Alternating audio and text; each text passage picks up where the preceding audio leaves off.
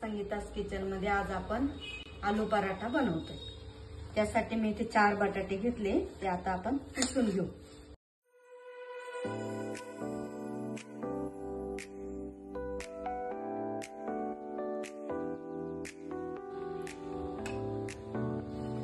यामध्ये आता आपण धने जिऱ्याची 1 चमचा पूड टाकायची, धने जिरा पूड, थोडासा हिंग,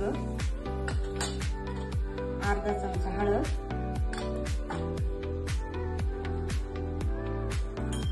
1 चमचा आलं लसूण पेस्ट,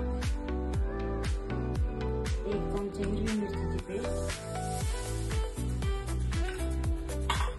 थोडासा चाट मसाला आणि अर्धी किंचित ओवा टाकायचा। तसंच आपल्याला 4 चमचे बेसन पीठ घ्यायचं। बेसन पिठाने पराठा चांगला कुरकुरीत होतो, खुसखुशीत होतो।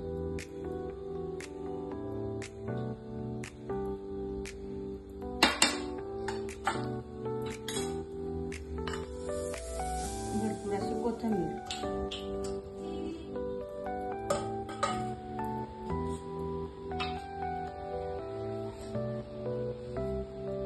चवीनुसार मीठ टाकायचं।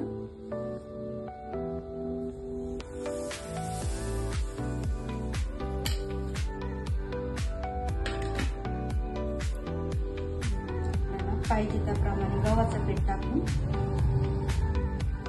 मळून घ्यायचं।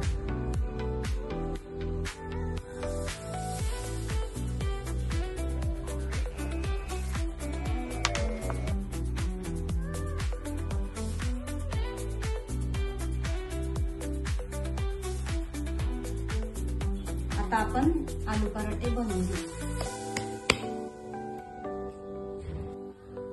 या ठिकाणी आपण पराठे बनवायला सुरुवात करू।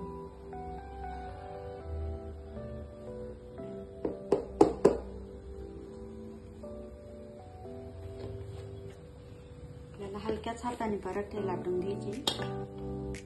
या साईज मध्ये पराठा लाटून झाल्यावर त्याला तूप लावून घ्यायचं। पराठे खुसखुशीत होतात आणि चव पण खूप छान होते।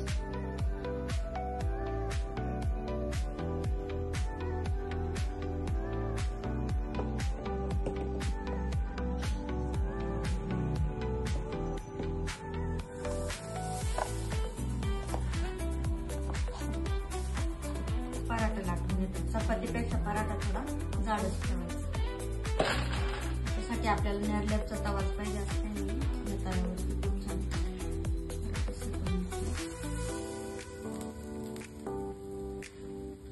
तूपच लावायचं आपल्याला, आपण तेलही लावू शकतो। तुपाने चव खूप छान येते।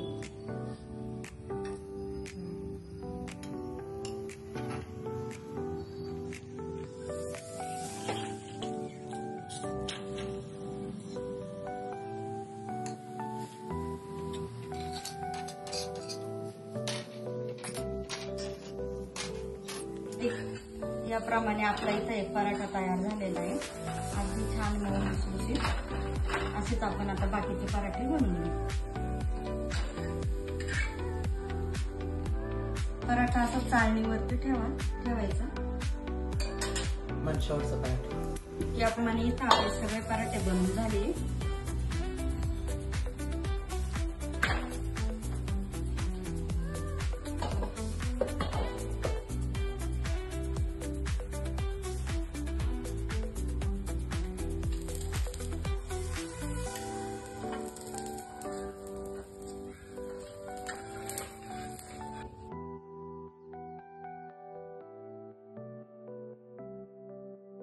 पद्धतीने इथं आपले आलूचे पराठे तयार आहेत। इथं आपण शेजवान चटणी बरोबर खायला रेडी। भेटू पुन्हा नवीन रेसिपी सोबत। बाय।